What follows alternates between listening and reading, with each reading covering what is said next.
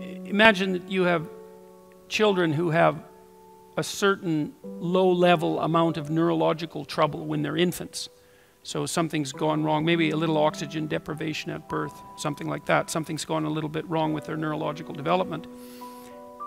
Assuming that the damage isn't too severe, those children will stabilize and normalize if they have at least one well put together role model in their life. And so one of the things that you do if you want to inspire others is get your act together, because you inspire most through example. It's much more powerful than words. Words are very powerful if they're also accompanied by example. But the best thing you can do is start putting things together around you. There's plenty of things to put together. It's a good meditative exercise, you know, if you're, and I think this is the proper form of prayer, let's say, assuming that there is such a thing. A proper form of prayer would be, if you're not happy with your life, if you're miserable, you sit on the edge of your bed and you think, is there anything I can change in what I'm doing that is going to make this less awful than it has to be? Less awful than it might be? And you have to ask that, you know, with intent. And generally speaking, you'll get an answer almost immediately. There's something that you could put right that day that would make things slightly better than they are, and that's rule 4, which is compare yourself to who you were yesterday and not to who someone else is today. I don't believe that there's a person who exists who wouldn't receive an answer to that question if they genuinely asked it. And it's no different really than thinking. Like if you think you have a problem, you think, you get an answer. Might not be the right answer, but obviously you get an answer. And you might think, well, I thought up that answer. It's like, well, that's really not much of an explanation because you don't know how you think. It's like I'm sitting there and thoughts appear in my head and that's how I think. It's like, that's a pretty shallow explanation. It's not much different than revelation. It's like you ask yourself the proper questions, you'll get the proper answers. But if you ask the right question and you want the answers, right? And those are not easy preconditions to set up because who knows, you know, if you're sitting on the edge of your bed thinking, okay, what am I doing wrong? That's a hell of a question to ask, you know, because if you really want to know, you'll find out. And then you'll find out that you really didn't want to know. Because generally speaking, finding out what you're doing wrong is not a pleasant experience, and it means that you have to sacrifice part of yourself. Usually a burned out, stupid, bitter, corrupt, arrogant, nasty, vengeful part of yourself, but nonetheless part that you like. And so you can, I think that room for those incremental improvements exists within everyone's grasp. And I think that it's a humble thing to do, to ask how you could improve incrementally without interfering with anyone else, like it's your problem, not theirs. But I think that the consequences of maintained incremental improvement are anything but incremental. You get compound interest on incremental improvement. There's another rule in the New Testament called the Matthew principle. Economists use it, and the rule is, to those who have everything, more will be given, and from those who have nothing, everything will be taken. It's actually a description of the way the world works, interestingly enough. You know that if you've ever played Monopoly, because that's what happens if you play Monopoly. And there's a reason for that, that's a deep reason. And it's a very harsh rule, because it means as you start to wander off the path, let's say, the probability that you will wander further off the path increases non-linearly. And that's a terrible thing to know. As you wander towards the edge, the probability that you'll fall off the cliff increases. And that's a statistical justification for the concept of hell. But as you improve, the probability that each improvement will produce a further improvement increases. And so perhaps the downside is the cataclysmic catastrophe that you can engage upon if you reproduce your moral failings, but the upside is that each improvement produces an increment in the probability of the next improvement. And I've seen that.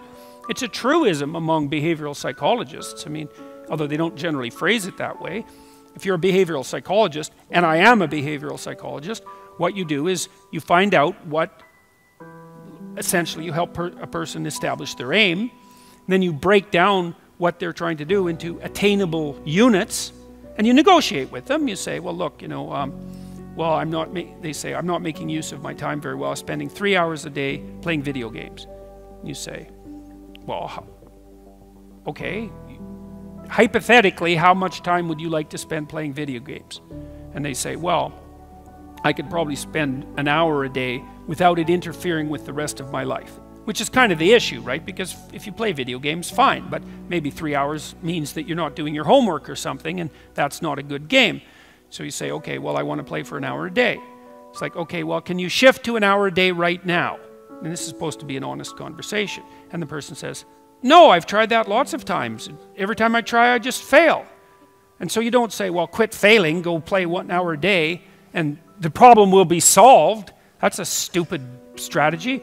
You say, okay, well, look, you think about this, and don't agree to do this unless you think you will do it, because otherwise it's just a waste of both of our times. It's like, do you think that you could track how much time you spend playing video games for 1 week? Don't change anything.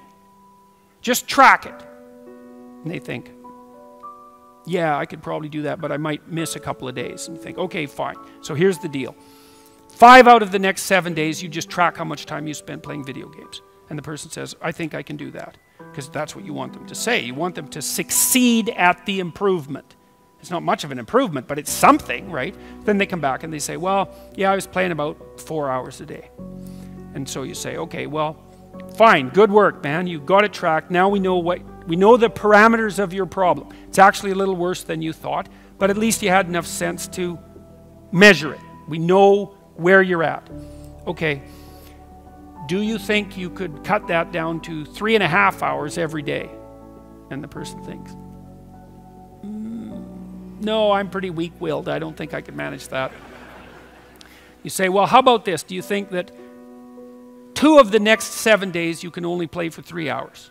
You think you can manage that? And you're not cynical about this. You're not insulting the person, any of that. It's like, because you don't care. All you care is that they make some incremental movement towards their goal.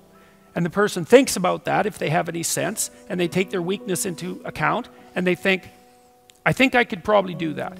And then they come back the next week, and they say, I managed to spend 3 hours a day playing video games for 3 days, and the rest were 4 hours. And you say, good work, man. You've just got rid of 25%. 12.5% of your problem. You're 1/8 of the way to fixing it in 1 week. And you know, the person isn't going to be all that thrilled with themselves because they don't do the arithmetic and they don't do the projection. They think, well, I'm still pretty damn useless. I'm playing 25 hours worth of video games a week. It's nothing to pat myself on the back for. It's like, yes, it is. It's definitely, it's a marked, measurable improvement, and it's a move in the right direction. And then you also tell the person, look, the other thing you got to understand is you're not going to improve like this. You're going to improve like this. So some weeks you're going to come back and say, geez, I backslid completely and I played for 4 hours a day for 7 days. But it doesn't matter, because that doesn't mean you failed. It just means that you slid back.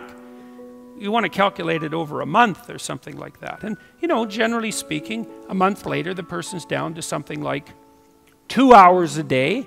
And you've figured out ways of filling their time in with something productive otherwise, and they're on their way. And the general consequence of that is that every time they manage an accomplishment, they get a little stronger in character, they get a little bit more confident in their ability, they get a little bit less racked with self-disgust, they get a little bit more hopeful about the future, and they get more confident that they can make another change. And if you're patient, and you have to be patient with yourself that way, it's like you reward those incremental improvements and you don't get all cynical about them. And you think, okay, just imagine what would happen if you kept doing that every week for 10 years. And the answer to that is, things would be so much better for you that you can't even imagine it with that much improvement. Or maybe even with half that much improvement. And so that's a very good way of progressing.